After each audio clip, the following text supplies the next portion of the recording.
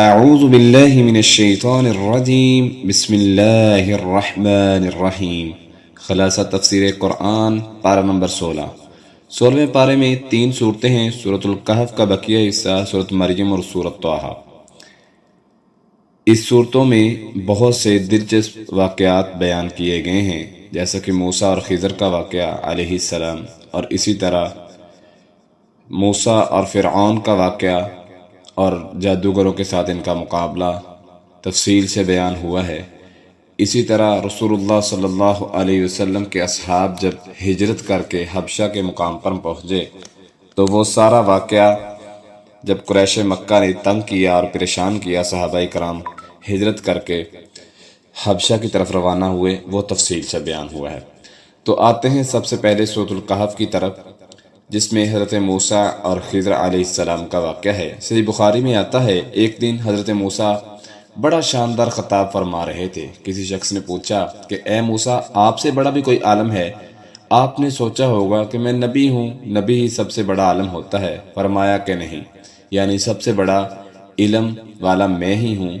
اللہ تعالیٰ کو یہ جواب پسند نہ آیا۔ فرمایا اے موسیٰ، آپ نے یہ کیسے کہہ دیا؟ میری کائنات میں تو تجھ سے بڑے عالم بھی ہیں۔ جب موسیٰ نے سنا تو فوراً اپنے سے بڑے عالم سے ملنے کی خواہش ظاہر کی، تو اللہ تعالیٰ نے فرمایا جہاں 2 دریا ملتے ہیں وہاں چلے جاؤ، وہ میرا بندہ آپ سے ملاقات کرے گا۔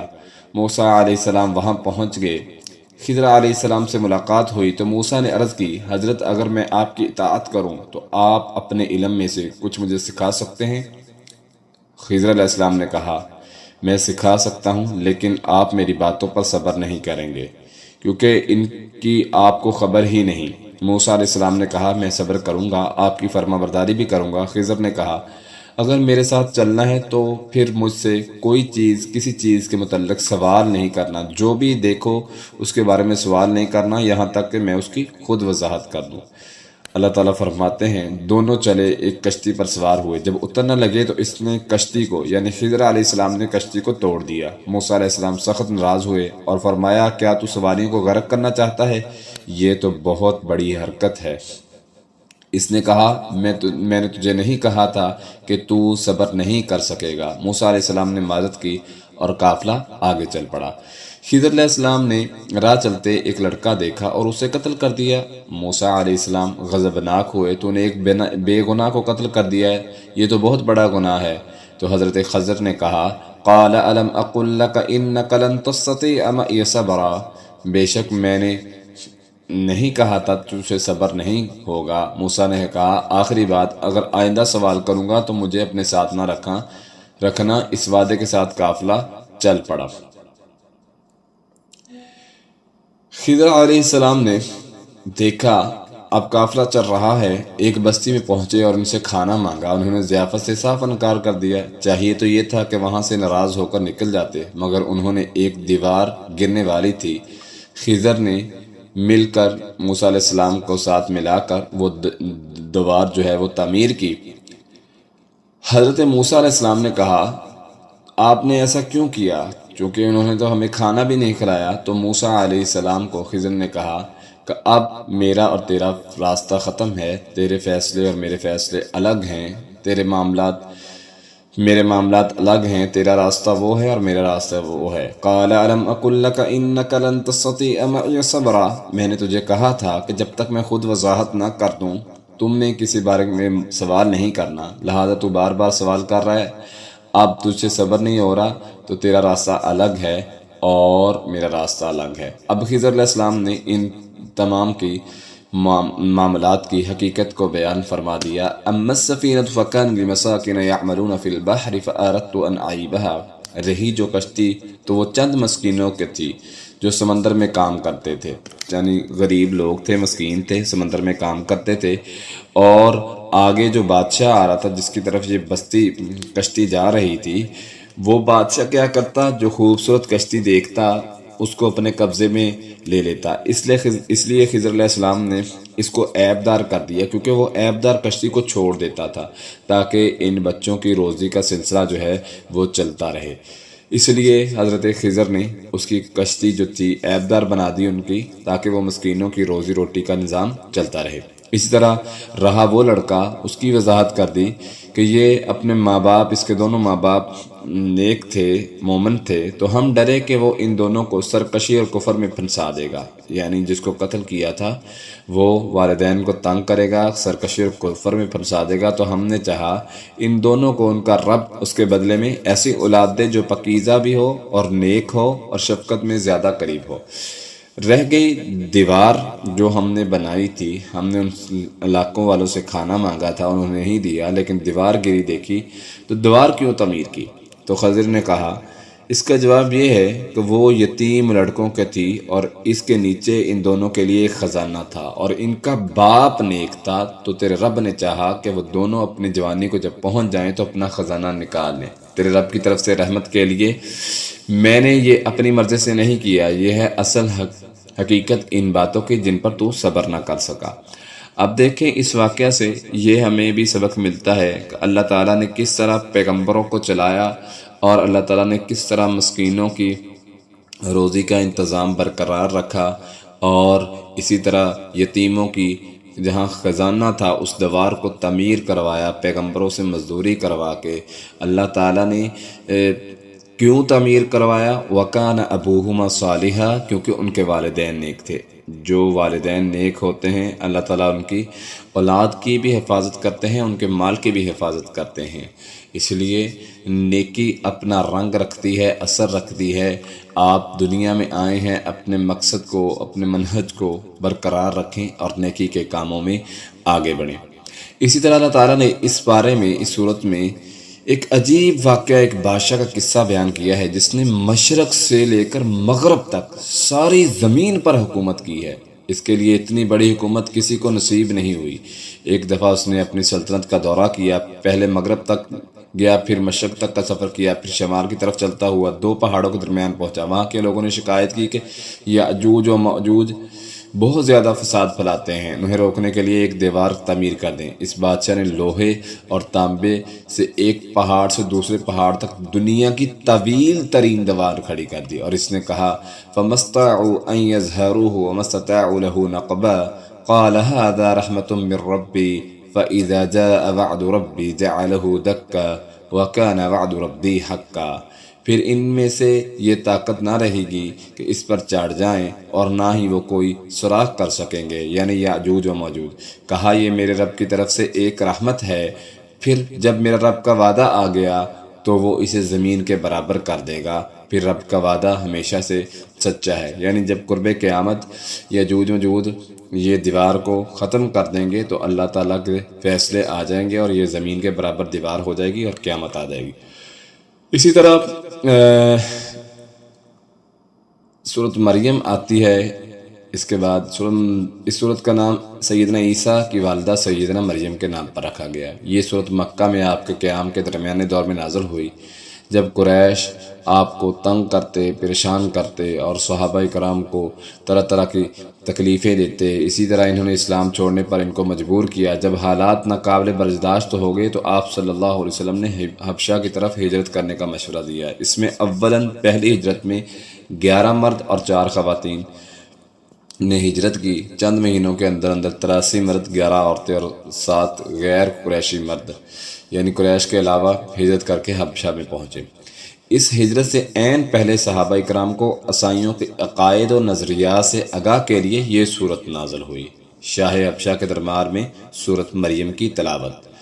جب اتنے لوگ ہجرت کر کے گئے تو گھر گھر میں کہرام مچ گیا، کیونکہ اس میں ہر گھر کا کوئی نہ کوئی فرد موجود تھا۔ لہٰذا قریش نے ایک قافلہ تیار کیا جو حبشہ کے دربار میں جائے اور اس سے مہاجرین کی واپسی کا مطالبہ کرے۔ اس قافلے نے وہاں پہنچ کر پہلے وزیروں، مشیروں اور مذہبی علماء سے ملاقاتیں کی، انہیں تحائف کے نام پر رشوت دی کہ کل دربار میں ہمارا موقف کی حمایت کریں۔ اگلے دن دربار میں پیش ہو کر مہاجرین کی واپسی کا مطالبہ کیا، لیکن جو حبشہ کا منسٹر تھا، حبشہ کا جو بادشاہ تھا، اس نے کہا، نجاشی جو تھا عادل تھا، اس نے کہا جب تک مسلمانوں کو بلا کر ان کا موقف نہ سن لوں فیصلہ نہیں کر سکتا۔ مسلمانوں کو بلا کر معاملہ پوچھا گیا تو انہوں نے صاف صاف رسول اللہ صلی اللہ علیہ وسلم کی آمد، آپ کا پیغام اور اس کے مقابلے میں قریش کے ظلم و ستم کی داستان سنائی تو نجاشی نے مسلمانوں کو حبشہ سے نکالنے سے انکار کر دیا۔ قریش کا جو وفد تھا وہ ناکام ہو گیا۔ اگلے دن وہ پھر پیش ہوئے اور کہا کہ مسلمانوں کا سیدنا عیسیٰ اور مریم کے معاملے میں موقف عیسائیوں سے برعکس ہے۔ یہ وہ بات تھی کہ جو عیسائیوں کو مسلمانوں کے خلاف کر سکتی تھی۔ یہ آپ کے ملک میں بھی فساد پیدا کرنے آئے ہیں۔ نجاشی نے پھر مسلمانوں کو بلایا اور سیدنا عیسیٰ اور مریم کے متعلق پوچھا تو مسلمان بڑے پریشان ہوئے، کیونکہ عیسائی جو تھے سیدنا عیسیٰ کو اللہ کا بیٹا اور مریم کو خدائی میں شریک سمجھتے تھے، اور اسلام کا موقف جو تھا وہ ہرگز ایسا نہیں تھا۔ اب ڈر تھا کہ اسلام کا اصل موقف پیش کیا تو عیسائی علماء ہمارے خلاف ہو جائیں گے اور ہمیں حبشہ سے نکال دیں گے، مگر سوچا کہ اگر وہی بات کریں جو عیسائی کرتے ہیں تو یہ جھوٹ ہے۔ اب مسلمانوں نے بغیر کسی مداخلت کے، بغیر کسی پریشانی کے، اللہ پر توکل کر کے اسلام کا حقیقی موقف پیش کرنے کا فیصلہ کیا۔ مسلمانوں کے سربراہ سیدنا علی رضی اللہ عنہ کے بیٹے کے بڑے بھائی جو تھے سیدنا جعفر تیار، انہوں نے اسلام کا موقف پیش کیا۔ دربار میں سورۃ مریم کی تلاوت کر دی گئی۔ عیسائی علماء نے بہت شور مچایا، مگر نجاشی نے اسلام کو دیکھا، مگر نجاشی نے زمین سے تنکا اٹھایا اور کہا اللہ کی قسم سیدنا عیسیٰ اور مریم اس بیان سے اس تنکے کے برابر بھی زیادہ نہیں، یہ بالکل حق ہے۔ قریشی وفد کو دربار سے نکل جانے اور مسلمانوں کو حبشہ میں سکون سے رہنے کا حکم صادر ہو گیا۔ اسی طرح اللہ تعالیٰ نے اس بارے میں سیدنا یحییٰ علیہ السلام کی پیدائش کا تذکرہ کیا ہے۔ سورۃ مریم کا آغاز ہو رہا ہے کاف ہا یا عین صاد ذکر رحمت ربک عبدہ زکریا اذ نادى ربه نداء خفيا قال رب إني وهن العظم مني واشتعل الرأس شيبا ولم أكن بدعائك شقيا۔ اللہ تعالیٰ نبی کریم صلی اللہ علیہ وسلم پر قرآن نازل کر رہے ہیں اور اپنے معجزات کو دکھا رہے ہیں۔ اللہ فرماتے ہیں تیرے رب کی اپنے بندے زکریا پر رحمت کا ذکر ہے، یعنی اس کتاب میں ہم جو بیان کرنے جا رہے ہیں اس صورت میں، یہ زکریا علیہ السلام کی بات کرنے جا رہے ہیں جو تیرے رب کا برگزیدہ بندہ تھا۔ اور اس نے کہا کہ اذ نادى ربه نداء خفيا، جب اس نے چھپی ہوئی آواز سے، دھیمی آواز سے اپنے رب کو پکارا اور کہا قال رب انی وهن العظم منی، اے میرے رب میری ہڈیاں جو ہیں وہ کمزور ہو گئی ہیں اور سر بڑھاپے سے شعلے مارنے لگا ہے۔ اے میرے رب میں تجھے پکارنے میں کبھی بے نصیب نہیں ہوا، جب بھی تجھے پکارا ہے تو نے میری پکار کا جواب دیا ہے۔ اے اللہ مجھے حقیقی وارث عطا فرما، جبکہ میں ڈرتا ہوں اس بات سے میرے پیچھے قرابت دار میرا کوئی وارث نہ ہو، اور میری بیوی بھی بانجھ ہو چکی ہے، سو مجھے اپنے پاس سے ایک وارث عطا فرما۔ اللہ تعالیٰ فرماتے ہیں تو پھر ہم نے ان کو خوشخبری دی، یا زکریا انا نبشرک بغلام اسمہ یحییٰ لم نجعل لہ من قبل سمیہ، کہ ہم نے یحییٰ کی خوشخبری دی اور کہا یہ ایسا نام ہے اس سے پہلے کسی کا یہ نام ہی نہیں۔ حضرت زکریا کہتے ہیں اے میرے رب مجھے اولاد کیسے ہو سکتی ہے جبکہ میری بیوی بانجھ ہے، میں تو بڑھاپے میں پہنچ چکا ہوں۔ کہا قال كذلك قال ربك هو علي هين وقد خلقتك من قبل ولم تك شيئا، فرمایا تیرے رب نے فرمایا ہے یہ میرے لیے آسان ہے اور یقیناً میں نے تجھے اس سے پہلے پیدا کیا جبکہ تو کچھ بھی نہیں تھا۔ یعنی یہ زکریا کو کہا جا رہا ہے یہ اللہ کے لیے مشکل نہیں ہے، تیرے رب کے لیے اس نے تجھے پیدا کیا تو وہ تجھے اولاد بھی دے سکتا ہے۔ اسی طرح سیدنا عیسیٰ علیہ السلام کی پیدائش کا تذکرہ ہے۔ سیدنا عیسیٰ کی پیدائش کے بعد سیدنا عیسیٰ کے بغیر، سیدنا یحییٰ کی پیدائش کے بعد سیدنا عیسیٰ کے بغیر باپ کے پیدائش کا تذکرہ آخر میں فرمایا ذالک عیسیٰ ابن مریم قول الحق الذی فیہ یمترون، یہ ہے عیسیٰ ابن مریم حق کی بات ہے جس میں یہ شک کرتے ہیں۔ کبھی اللہ کے لائق نہ تھا کہ وہ کوئی بھی اولاد بنائے۔ عیسائی کہتے تھے کہ عیسیٰ علیہ السلام اللہ کی بیٹا ہے، تو اللہ تعالیٰ نے یہ فیصلہ فرما دیا کہ سبحانہ اذا قضى امرا فانما يقول له کن فیکون، اللہ تعالیٰ کے لیے لائق نہیں ہے کہ وہ کوئی اولاد بنائے، وہ پاک ہے، جب کسی کام کا فیصلہ کرتا ہے تو اس سے صرف یہ کہتا ہے کہ ہو جا تو وہ ہو جاتا ہے۔ بے شک اللہ ہی میرا رب ہے اور تمہارا رب ہے، سو اس کی عبادت کرو، یہ سیدھا راستہ ہے۔ اسی طرح سیدنا ابراہیم علیہ السلام کی ہجرت کا واقعہ بیان کر کے ایک طرف مسلمانوں کو تسلی دی جا رہی ہے کہ ہجرت کرنا انبیاء کی سنت ہے اور ہجرت والوں کو اللہ تعالیٰ تنہا نہیں چھوڑتا بلکہ ان پر بطور خاص نظر رحمت رکھتا ہے۔ دوسری طرف اہل مکہ کو سمجھایا جا رہا ہے تم اپنے باپ ابراہیم کے طریقے سے برعکس آزر کے طریقے پر چل رہے ہو۔ سیدنا ابراہیم علیہ السلام نے سب سے پہلے اپنے والد کو توحید کی دعوت دی، مگر باپ نے نہ صرف ماننے سے انکار کر دیا بلکہ سیدنا ابراہیم علیہ السلام کو قتل کرنے کی دھمکی دی۔ تب اللہ تعالیٰ نے ہجرت کرنے کا حکم دیا اور ابراہیم علیہ السلام عراق سے فلسطین تشریف لے گئے۔ اللہ تعالیٰ نے یہ قرآن میں قصہ بیان کر دیا، اذ قال لأبیہ یا ابت لم تعبد ما لا يسمع ولا يبصر ولا یغنی عنک شیئا۔ جب ابراہیم علیہ السلام نے دیکھا کہ یہ باپ اور اس کی قوم والے کس چیزوں کی عبادت کر رہے ہیں، کہا اے میرے باپ تو اس چیز کی عبادت کیوں کرتا ہے جو نہ سنتی ہے اور نہ دیکھتی ہے، نہ تیرے کس کام آتی ہے۔ اے میرے رب، بے شک یقیناً میرے پاس علم آیا ہے، جاءنی من العلم ما لم یأتک فاتبعنی اہدک صراطا سویا۔ میرے پاس وہ علم آیا ہے جو تیرے پاس نہیں، اس لیے میرے پیچھے چل، میں تجھے سیدھے راستے پر لے جاؤں گا۔ اے میرے باپ، شیطان کی عبادت نہ کر، بے شک شیطان ہمیشہ سے رحمان کا نافرمان ہے۔ اے میرے ابا جان، بے شک میں ڈرتا ہوں کہ تجھ پر رحمان کی طرف سے کوئی عذاب آن پڑے، پھر تو شیطان کا ساتھی بن جائے۔ اس نے کہا تو میرے معبودوں سے بے رغبتی کرنے والا ہے، یعنی ابراہیم علیہ السلام کے باپ نے کہا اے ابراہیم، اگر تو نہ باز آیا تو میں کیا کروں گا، لَأَرْجُمَنَّكَ وَاهْجُرْنِي مَلِيًّا، میں تجھے رجم کر دوں گا اور تجھے نکال دوں گا۔ تو ابراہیم علیہ السلام نے کہا قَالَ سَلَامٌ عَلَيْكَ سَأَسْتَغْفِرُ لَكَ رَبِّي إِنَّهُ كَانَ بِي حَفِيًّا، بے شک وہ ہمیشہ سے، میں اپنے رب سے تیرے لیے ضرور بخشش کی دعا کروں گا، بے شک وہ ہمیشہ سے مجھ پر بہت مہربان ہے۔ اسی طرح مشرکین مکہ کو سمجھایا جا رہا ہے، ان کے متکبرانہ رویوں کا تذکرہ کیا اور انہیں بتایا گیا کہ اس رویے کا انجام جہنم ہے۔ وَإِذَا تُتْلَىٰ عَلَيْهِمْ آيَاتُنَا بَيِّنَاتٍ قَالَ الَّذِينَ كَفَرُوا لِلَّذِينَ آمَنُوا أَيُّ الْفَرِيقَيْنِ خَيْرٌ مَّقَامًا وَأَحْسَنُ نَدِيًّا، اور جب ان پر ہماری واضح آیات پڑھی جاتی ہیں تو یہ کہتے ہیں ہم ان سے بہتر ہیں، ہماری مجلس ان کے اعتبار سے بہتر ہے، ہم ان سے بہتر ہیں۔ تو اللہ تعالیٰ کہتے ہیں کہ ہم ضرور لکھیں گے جو کچھ یہ کہتا ہے، اس کے لیے عذاب بڑھائیں گے بہت بڑھانا، اور ہم اس کے وارث ہوں گے ان چیزوں میں جو یہ کہہ رہے ہیں۔ یہ اکیلا ہمارے پاس آئے گا اور انہوں نے اللہ کے سوا معبود بنا لیے تاکہ وہ ان کے لیے باعث عزت ہوں، ہرگز نہیں، ایسا نہیں ہوگا، ان قریب وہ ان کی عبادت کا انکار کر دیں گے اور ان کے خلاف وہ گواہی دیں گے۔ یعنی مشرکین مکہ جن بتوں کو جن کی عبادت کرتے تھے اور کہتے تھے کہ ہم ہمارے معبود ہیں، اللہ تعالیٰ کہتے ہیں کل قیامت کے دن یہی ان کے خلاف جو ہے وہ گواہی دیں گے۔ اسی طرح شرکیہ کلمات کی کراہت کے بارے میں اللہ تعالیٰ نے فرمایا ہے وَقَالُوا اتَّخَذَ الرَّحْمَنُ وَلَدًا، اور انہوں نے کہا رحمان نے کوئی اولاد بنا رہی ہے۔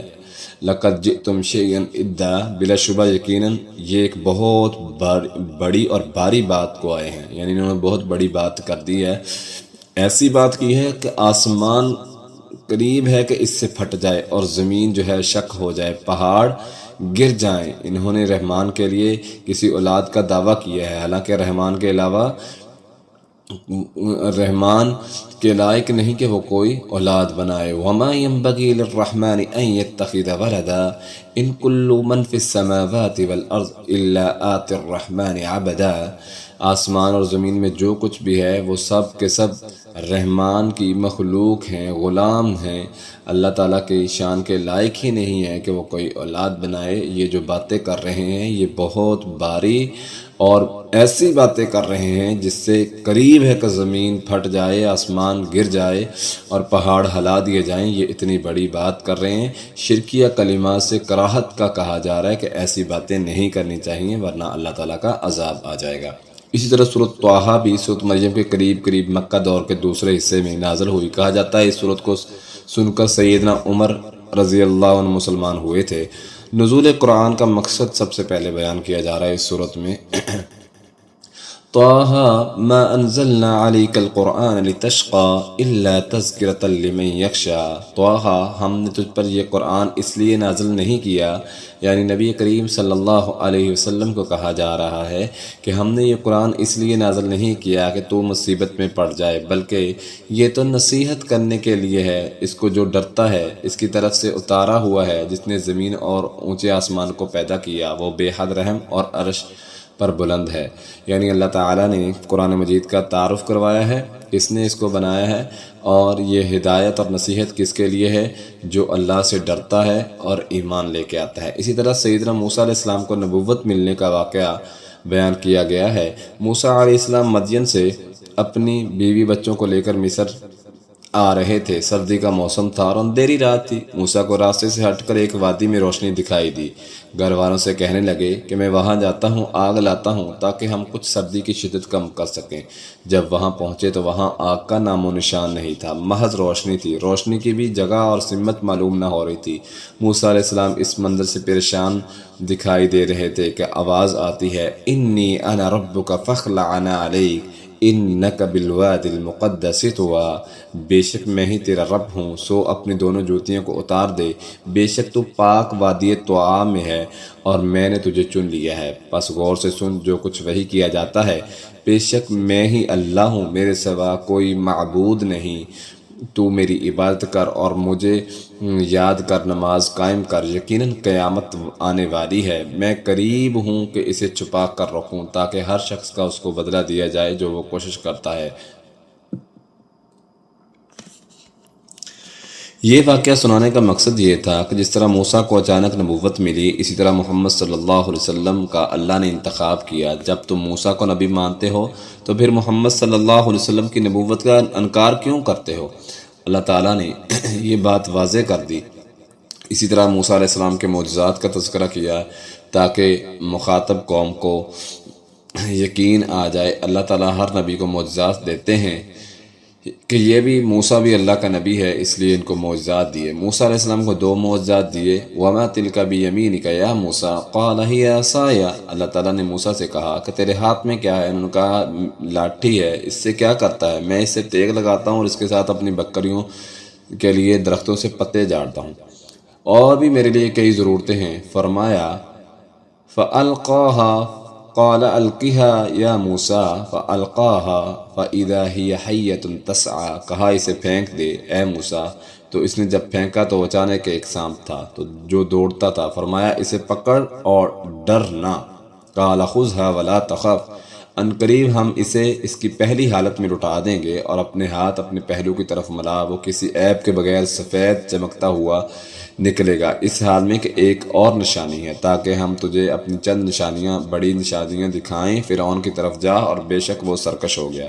یعنی فرعون کو پاس جانے سے پہلے اللہ تعالیٰ نے حضرت موسیٰ علیہ السلام کو جو ہے نشانیاں دی ہیں۔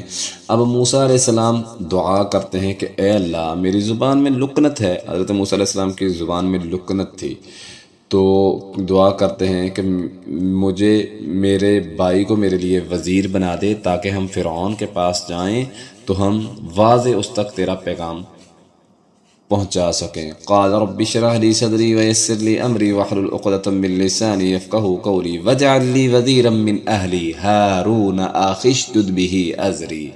اس نے کہا، یعنی موسیٰ علیہ السلام نے کہا، اے میرے رب میرے لیے سینہ کھول دے، میرے لیے کام آسان کر دے، اور میری زبان کی کچھ گرہ کھول دے کہ وہ میری بات سمجھ لیں، میرے لیے میرے گھر والوں میں سے ایک بوجھ بٹانے والا بنا دے، ہارون کو جو میرا بھائی ہے، اس کے ساتھ میری کمر مضبوط کر دے اور اسے میرے کام میں شریک کر دے تاکہ ہم تیری بہت تسبیح کریں اور تجھے یاد کریں، بے شک تو ہمیشہ سے ہمارے حال کو خوب دیکھنے والا، جاننے والا ہے، بے شک تجھے تیرا سوال عطا کر دیا گیا ہے اے موسیٰ۔ اللہ تعالیٰ نے فرمایا موسیٰ علیہ السلام پر اللہ تعالیٰ کے دوسرے احسانات۔ اللہ تعالیٰ نے موسیٰ علیہ السلام کا دل مضبوط کرنے اور انہیں یہ یقین دلانے کے لیے کہ اللہ تعالیٰ کو آپ سے خاص تعلق ہے، تو اللہ تعالیٰ نے فرمایا وَلَقَدْ مَنَنَّا عَلَيْكَ مَرَّةً أُخْرَىٰ، بے شک یقیناً ہم نے تجھ پر ایک اور بار احسان کیا جب ہم نے تیری ماں کو وحی کی۔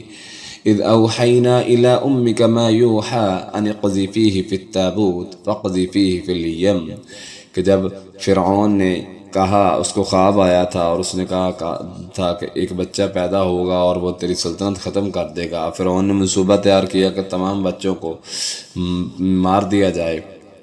اتفاق سے اسی سال جو ہے حضرت موسیٰ علیہ السلام پیدا ہوئے۔ اب ماں کو ڈر تھا تو اللہ تعالیٰ نے وحی کی۔ اللہ تعالیٰ فرماتے ہیں جب ہم نے تیری ماں کو وحی کی، جو وحی کی جاتی تھی کہ تو اسے صندوق میں ڈال دے، پھر اسے دریا میں ڈال دے، پھر دریا اسے کنارے پر ڈال دے، اسے ایک میرا دشمن یعنی فرعون اور اس کا دشمن یعنی موسیٰ کا دشمن اٹھا لے گا، اور میں نے تجھے پر اپنی طرف سے ایک محبت ڈال دی تاکہ تیری پرورش میری آنکھوں کے سامنے کی جائے۔ تیری جب بہن چلی، واقعہ لمبا ہے کہ حضرت موسیٰ علیہ السلام کو کشتی میں ڈال دیا اور وہ چلتے چلاتے پانی کی موجیں فرعون کے محلات میں لے گئی، اور فرعون نے پکڑا اور دیکھا خوبصورت بچہ ہے تو اس نے کہا کہ ہم اس کو اپنے پاس رکھ لیتے ہیں۔ پھر دائیوں کو بلایا گیا اور دودھ پلانے کا سلسلہ۔ اللہ تعالیٰ کہتے ہیں کہ ہم نے تیری ماں کی محبت ڈال دی، سب دائیوں کا دودھ پینے سے انکار کر دیا، اور وہاں چلتی چلاتی حضرت موسیٰ کی بہن پہنچی اور اس نے کہا کہ میں تجھے ایک بتاتی ہوں جو فلاں دریا کے پاس رہتی ہے۔ اور پھر اللہ تعالیٰ نے فرمایا کہ ہم نے اس طرح موسیٰ اور اس کی والدہ کو ملا دیا، اور یہ رب کا احسان ہوا۔ پھر اللہ تعالیٰ نے جب موسیٰ علیہ السلام بڑے ہوئے تو اللہ تعالیٰ فرماتے ہیں تو نے ایک شخص کو قتل کر دیا تو ہم نے تجھے غم سے نجات دی اور ہم نے تجھے آزمایا، خوب آزمانا، کئی سال تک مدین والوں میں ٹھہرے رہے۔ پھر ایک مقرر وقت آیا تو ہم نے کہا اے موسیٰ اب تو جا کے فرعون کو دعوت دے۔ فرعون اور موسیٰ کی طرف، موسیٰ علیہ السلام کی طرف فرعون جا رہے ہیں۔ اللہ تعالیٰ نے دونوں بھائیوں کو فرعون کے پاس دعوت دینے کا حکم دیا اور کہا اذهبا الى فرعون انه طغى، دونوں فرعون کے پاس جاؤ، بے شک وہ سرکش ہو گیا ہے، پس اس سے بات کرو، نرم بات کرو، اس امید کے کہ وہ نصیحت حاصل کر لے یا ڈر جائے۔ دونوں نے کہا اے میرے رب، یقیناً ہم ڈرتے ہیں کہ وہ ہم پر زیادتی کرے گا یا حد سے بڑھ جائے گا۔ فرمایا ڈرو نہیں، بے شک میں تم دونوں کے ساتھ ہوں، میں سن رہا ہوں، دیکھ رہا ہوں، تو اس کے پاس جاؤ، کہو بے شک ہم تیرے رب کی طرف بھیجے ہوئے ہیں، پس تو بنی اسرائیل کو ہمارے ساتھ بھیج دے اور انہیں عذاب نہ دے، یقیناً ہم تیرے پاس تیرے رب کی طرف سے ایک نشانی لے کر آئے ہیں، اور سلام اس پر جو ہدایت کے پیچھے چلے، بے شک ہم یقیناً ہمارے طرف وحی کی گئی ہے، بے شک عذاب اس پر ہے جس نے جھٹلایا اور منہ پھیرا۔ جادوگروں سے مقابلہ۔ جب موسیٰ علیہ السلام نے فرعون کے دربار میں جا کر دعوت دی اور انہیں اپنے معجزات دکھائے تو انہوں نے بجائے اس کی وہ دعوت قبول کرتا، انہوں نے موسیٰ علیہ السلام کو جادوگر کا الزام لگا کر ملک بھر سے جادوؤں کو بلا لیا۔ اللہ تعالیٰ نے تفصیل سے قصہ بیان کیا کہ جب انہوں نے رسیاں پھینکی، حقیقت میں وہ رسیاں تھیں لیکن موسیٰ علیہ السلام کو نظر آ رہا تھا بڑے بڑے سانپ، تو ہم نے کہا کہ اے موسیٰ ڈر نہیں، قالوا یا موسیٰ اما ان تلقی و اما ان نکون اول من القا، اللہ کہتے ہیں ہم نے موسیٰ کو کہا کہ اب اپنا عصا پھینکو، تو حضرت موسیٰ علیہ السلام نے ڈر محسوس کیا۔ ہم نے کہا لا تخف، یقیناً تو ہی غلبہ پائے گا، پھینک جو تیرے ہاتھ میں ہے وہ نگل جائے گا جو کچھ انہوں نے بنایا، بے شک انہوں نے جو کچھ بنایا وہ جادوگر کی چال ہے، اور جادوگر کبھی کامیاب نہیں ہوتا، ولا یفلح الساحر من حیث اتی، جادوگر جہاں سے بھی آ جائے وہ ناکام ہی ہوتا ہے۔ اب موسیٰ علیہ السلام نے جب اپنا عصا پھینکا تو وہ رسیوں کو، تمام جو سانپ بنے ہوئے تھے، حقیقت میں وہ رسیاں ہی تھی، اس کو نگل گیا۔ تو جو جادوگر آئے ہوئے تھے اس حال میں کہ وہ سب کے سب سجدے میں گر گئے، انہوں نے کہا کہ ہم فرعون کو نہیں مانتے اور ہارون اور موسیٰ کے رب پر ایمان لائے ہیں۔ اب جب فرعون کی بازی جو تھی وہ پلٹ گئی تھی، فرعون ہار گیا تھا، تو اس نے جادوگروں کو بھی کہا کہ تم اس کے ساتھ ملے ہو، قال آمنتم لہ قبل ان آذن لکم، تاکہ تم اس زمین میں فساد کرو، میں تمہیں ایسی سزا دوں گا، لأقطعن ایدیکم وارجلکم من خلاف ولأصلبنکم، کہ میں تمہارے ہاتھ پاؤں کاٹ دوں گا مخالف سمت، اور تمہیں کھجوروں کے ٹہنوں پر، پتوں پر بری طرح سولی پر لٹکا دوں گا، یقیناً تم ضرور جان لو گے کہ ہم میں سے کون عذاب دینے والا ہے، زیادہ سخت اور زیادہ باقی رہنے والا ہے۔ انہوں نے کہا ہم تجھے ہرگز ترجیح نہ دیں گے ان واضح دلائل پر جو ہمارے پاس آئے ہیں، یعنی جادوگروں نے کہا کہ اب ہمارے پاس واضح دلیلیں آ گئی ہیں، واضح پیغمبر آ گئے ہیں، ہم جو ہے اب تجھ پر ایمان نہیں لائیں گے، تو جتنا مرضی کہہ لے۔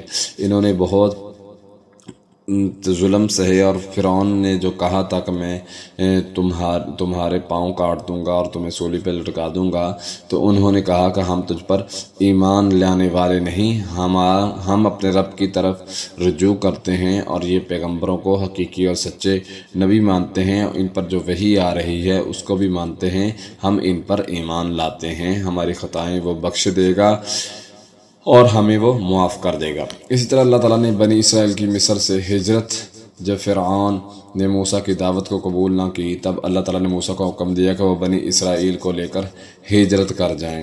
اسی طرح پھر اللہ تعالیٰ نے جب بنی اسرائیل نکلے اور فرعون کی فوجیں پیچھے لگی، وہ آپ واقعہ پیچھے سن چکے ہیں۔ یہ واقعہ بیان کرنے کا مقصد اصل اہل مکہ کو یہ سمجھانا تھا کہ موسیٰ علیہ السلام کی طرح حضرت محمد صلی اللہ علیہ وسلم بھی اللہ کے آخری نبی ہیں، تمہارا کردار ان کے مقابلے میں وہی ہے جو فرعون کا تھا۔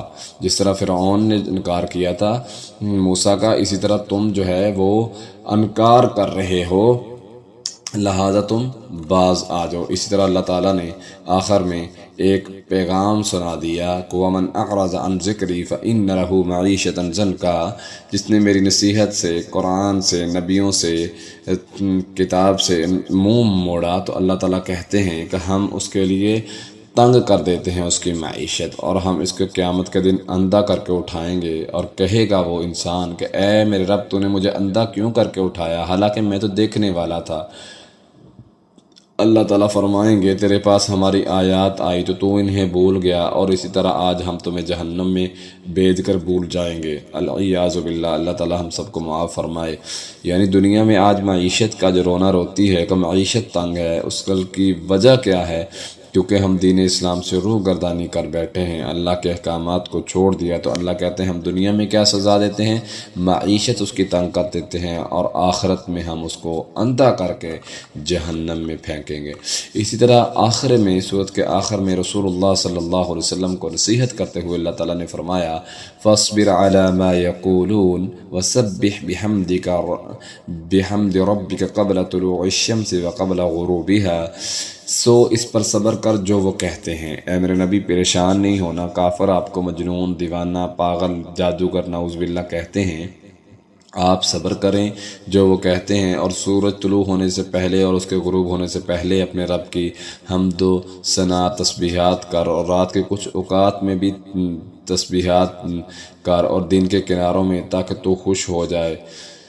وہ اپنی آنکھیں ان چیزوں کی طرف ہرگز نہ اٹھا جو ہم نے ان کے مختلف قسم کے لوگوں کو دنیا کی زندگی کے زینت کے طور پر دی ہیں، تاکہ ہم انہیں اس میں آزمائیں، اور تیرے رب کا دیا ہوا سب سے اچھا ہے اور سب سے زیادہ باقی رہنے والا ہے۔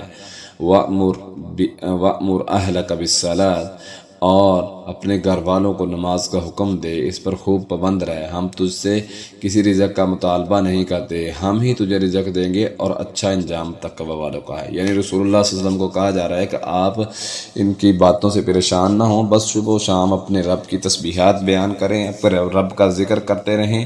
یہ دنیا کی جن کو نعمتیں ملی ہوئی ہیں ان کے پیچھے نہ لگیں، ان کی طرف نہ دیکھیں، یہ عارضی ہیں۔ کامیابی، حقیقی اچھا انجام اسی شخص کا ہے جو تقوی اختیار کرتا ہے اور اللہ سے ڈر جاتا ہے۔ الہ العالمین ہم سب کو سمجھ کر عمل کرنے کی توفیق عطا فرمائے۔